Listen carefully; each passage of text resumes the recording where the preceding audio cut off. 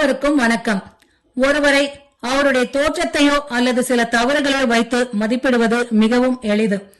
ஆனால் அவருடைய உண்மையான மதிப்பு என்ன என்பதை அறிந்து கொள்வது அவ்வளவு எளிதல்ல. இந்த கதையில் அனைவராலும் முட்டாள் என்று அழைக்கப்பட்ட ஒரு இளைஞன் தனது அப்பாவித்தனமான செயல்களால் கிராமம் முழுவதையும் சிரிக்க வைத்தான். ஆனால் இறுதியில் அவன் சொன்ன ஒரு விஷயம் அனைவரையும் சிந்திக்கவும் வைத்தது.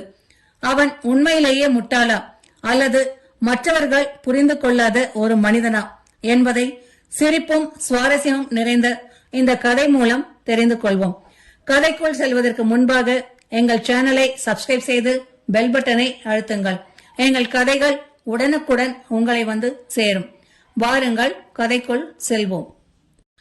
ஒரு அழகான கிராமத்தில் முத்து என்ற இளைஞன் வாழ்ந்து வந்தான். அவன் மிகவும் நல்ல மனம் கொண்டவன்.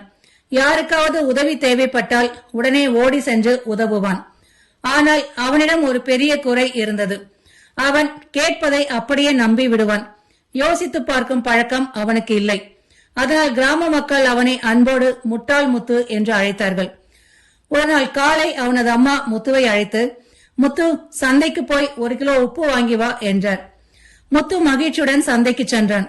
உப்பை வாங்கி கொண்டு திரும்பி வந்தபோது வழியில் ஒருவர், என்ன வாங்கி வருகிறாய் என்று கேட்டார். உப்பு வாங்கி வருகிறேன் என்றான் முத்து. அந்த மனிதர் வேடிக்கையாக, பையை தலைகீழாக பிடித்துக் கொண்டு வந்தால் உப்பு சிதறாது என்றார். அதை உண்மை என்று நம்பிய முத்து உடனே பையை தலைகீழாக திருப்பினான். உப்பு முழுவதும் தரையில் கொட்டிவிட்டது. வீட்டிற்கு வந்ததும் அம்மா, உப்பு எங்கே என்று கேட்டார். அம்மா, நான் மிகவும் கவனமாகத்தான் வந்தேன், ஆனால் உப்புதான் வழியிலேயே ஓடி போய்விட்டது என்றான். அம்மா தலையில் கை வைத்துக் கொண்டாள். மறுநாள் அம்மா முத்துவிடம், சரி, இந்த முறை 1 குடம் எண்ணெய் வாங்கி வா என்றார். முந்தைய நாள் உப்பு கொட்டியதை நினைத்த முத்து இந்த முறை எதுவும் கொட்டக்கூடாது என்று முடிவு செய்தான். எண்ணெயை வாங்கிய பிறகு குடத்தை தலைகீழாக பிடித்துக் கொண்டு வந்தான். வீடு வரும் முன்பே எண்ணெய் முழுவதும் கொட்டிவிட்டது. எண்ணெய் எங்கே என்று அம்மா கேட்டார்.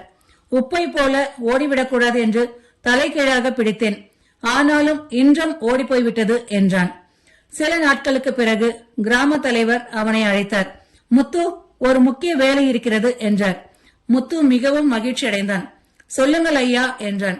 இந்த கடிதத்தை அடுத்த கிராம தலைவரிடம் கொடுத்து விட்டு வா என்றார். கடிதத்தை எடுத்துக்கொண்டு சென்றான். வழியில் மழை பெய்ய தொடங்கியது. ஐயோ, கடிதம் நனைந்து விடுமே என்று பயந்தான். உடனே கடிதத்தை சட்டைக்குள் வைத்து பாதுகாக்காமல் அருகில் இருந்த குளத்தில் முழுவதுமாக நனைத்து விட்டான். இப்போது முழுவதும் நனைந்து விட்டது. இனி மழை இதை ஒன்றும் செய்யாது என்று நினைத்தான். அடுத்த கிராமம் சென்ற போது கடிதத்தில் இருந்த எழுத்துக்கள் அனைத்தும் அழிந்து விட்டிருந்தன. இது என்ன என்று தலைவர் கோபமாக கேட்டார். முத்து பெருமையாக, மழையில் நனையாமல் பாதுகாத்து கொண்டு வந்தேன் என்றான். கிராம தலைவர் அதிர்ச்சி அடைந்தார். பிறகு முத்து நகரத்தில் வேலை தேடி சென்றான். ஒரு கடைக்காரர் அவனை வேலைக்கு வைத்தார். இங்க இருக்கும் ஈக்களை விரட்டு என்றார்.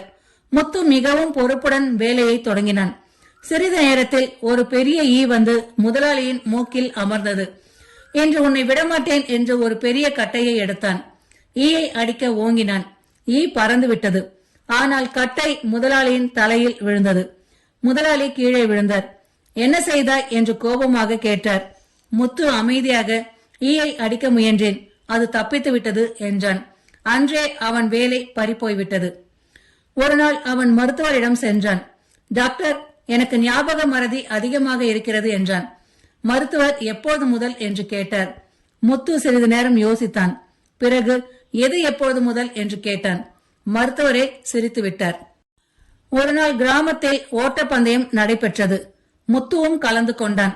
பந்தயம் தொடங்கியதும் எல்லோரும் முன்னோக்கி ஓடினார்கள். முத்து மட்டும் பின்னோக்கி ஓடினான். நீதிபதி ஆச்சரியமாக, ஏன் பின்னோக்கி ஓடுகிறாய் என்று கேட்டார். முத்து, நான் கடைசியாக வரக்கூடாது என்று நினைத்தேன், அதனால் கடைசியிலிருந்து ஆரம்பித்தேன் என்றான். ஒரு நாள் இரவு வீட்டில் விளக்கு அணைந்து விட்டது. அம்மா முத்துவிடம், முத்து, போய் விளக்கை ஏற்றி வா என்றார். முத்து விளக்கை எடுத்துக்கொண்டு வெளியே சென்றான். சிறிது நேரம் கழித்து திரும்பி வந்தான். விளக்கை ஏற்றினாயா என்று அம்மா கேட்டார். ஏற்றினேன் அம்மா என்றான். அப்படியென்றால் ஏன் இன்னும் வீட்டுக்குள் இருட்டாக இருக்கிறது என்று கேட்டார். முத்து தலையை சுரிந்தபடி, வெளியில்தான் ஏற்றினேன் அம்மா, அதை உள்ளே கொண்டு வர மறந்துவிட்டேன் என்றான். அம்மா மீண்டும் தலையில் கை வைத்துக் கொண்டார். அடுத்த வாரம் கிராமத்தில் பெரிய திருவிழா நடந்தது. திருவிழாவில் ஒரு போட்டி அறிவிக்கப்பட்டது. யார் அதிக புத்திசாலித்தனமாக பேசுகிறார்களோ அவர்களுக்கு 100 பொற்காசுகள் பரிசு என்று அறிவித்தார்கள். முத்துவும் போட்டியில் கலந்து கொண்டான். நீதிபதி கேட்டார், உலகத்தில் வேகமாக ஓடுவது எது என்று. ஒருவர் குதிரை என்றார், மற்றொருவர் சிறுத்தை என்றார். முத்து எழுந்து கடன் என்றான். அனைவரும் ஆச்சரியப்பட்டனர். ஏன் என்று கேட்டார்கள். நாம் வாங்கிய உடனேயே வீட்டிலிருந்து வீட்டுக்கு ஓட ஆரம்பித்து விடுகிறது என்றான். அங்கிருந்தவர்கள் அனைவரும் சிரித்தனர். சில நாட்கள் கழித்து அரசர் அந்த கிராமத்திற்கு வந்தார். கிராம மக்கள் அனைவரும் வரவேற்றனர். அரசர் கேட்டார், இந்த கிராமத்தில் மிகவும் புத்திசாலி யார் என்று. யாரும் பேசவில்லை. முத்து மட்டும் கையை உயர்த்தினான். நான் தான் என்றான். அரசர் சிரித்தபடியே, அப்படியா, உன் புத்திசாலித்தனத்தை நிரூபி என்றார். முத்து அருகில் இருந்த ஒரு பெரிய மரத்தை காட்டி, அந்த மரத்தில் எத்தனை இலைகள் இருக்கின்றன தெரியுமா என்று கேட்டான். தெரியாது என்றார் அரசர். அப்படியென்றால் நீங்கள் எப்படி ராஜாவாக இருக்கிறீர்கள் என்றான். அங்கிருந்தவர்கள் சிரிப்பில் மூழ்கினர். அரசரும் சிரித்தார். அன்றிரவு அரசர் முத்துவை தனியாக அழைத்தார். முத்து, எல்லாரும் உன்னை முட்டாள் என்று சொல்கிறார்கள், உனக்கு கோபம் வராதா என்று கேட்டார். முத்து புன்னகையுடன் இல்லை அரசே என்றான். ஏன் என்று கேட்டார் அரசர். நான் அவர்களை சிரிக்க வைக்கிறேன், அவர்கள் என்னை முட்டாள் என்று அழைக்கிறார்கள், இருவரும் மகிழ்ச்சியாக இருக்கிறோம், அதில் கோபம் எதற்கு என்றான். அந்த பதிலை கேட்ட அரசர் சில நொடிகள் அமைதியாக இருந்தார். பிறகு, முத்து, உன்னிடம் புத்தக அறிவு இல்லாமல் இருக்கலாம், ஆனால் மக்களை மகிழ்விக்கும் அறிவு இருக்கிறது என்றார். அதன் பிறகு கிராம மக்கள் முத்துவை கேலி செய்யவில்லை, அன்போடு மதிக்க தொடங்கினார்கள். ஏனென்றால் முத்து அவர்களுக்கு ஒரு விஷயத்தை உணர்த்தினான். அதிக புத்திசாலித்தனம் எல்லோரையும் மகிழ்விக்காது, ஆனால் நல்ல மனமும் நகைச்சுவையும் பலரின் மனதை வெல்லும் என்பதே அது. இந்த கதையில் முத்து பல தவறுகளை செய்தாலும் அவனுடைய நல்ல மனமும் அப்பாவித்தனமும் அனைவரின் மனதையும் வென்றது. ஒருவரை அவரின் குறைகளை வைத்து மட்டும் எடை போடக்கூடாது என்பதை இந்த கதை நமக்கு உணர்த்துகிறது. சில நேரங்களில் மற்றவர்களை மகிழ்ச்சியாக வைத்திருக்கும் குணமே மிக பெரிய செல்வமாக மாறுகிறது.